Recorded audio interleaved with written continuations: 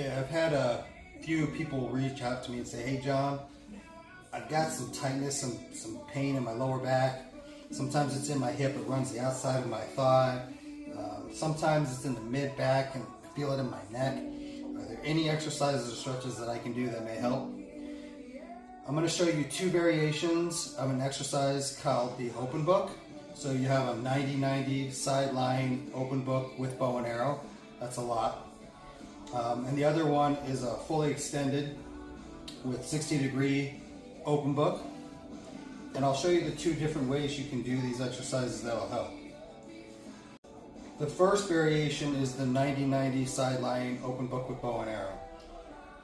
You're going to want to be lying on one side. So let's say that my discomfort is in the left side, the hip. I'm going to lay on my right side.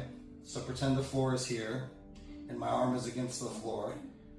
I'm going to sit 90 degrees from my feet to my knees, knees to my hip, and then the other 90 degrees is going to be from the knees to the hip, hip to the top of the head.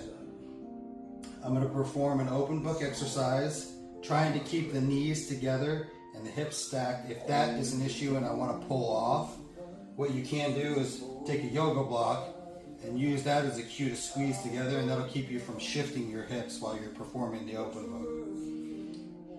So I'm going to rotate open, and naturally I'm going to hit a spot where I can't go anymore and I'm tight. I'm going to stop there, bring the other arm over here, and I'm going to perform the bow and arrow action. So this side is going to be drawing the string of the bow, and this side is going to be pressing like I'm holding the staff part of the bow. And I'm going to pull and push with effort. And it's going to be like a seesaw, back and forth. I'm pulling with intention and pushing with intention. And I'm going to do that for a few reps. And then I'll return to the starting position and I'll perform another rep. I should be able to clear further and further each time. And then I'll stop, realign, do a few more reps, and then perform. And I should be able to rotate and touch the floor. The second variation is where the leg's fully extended.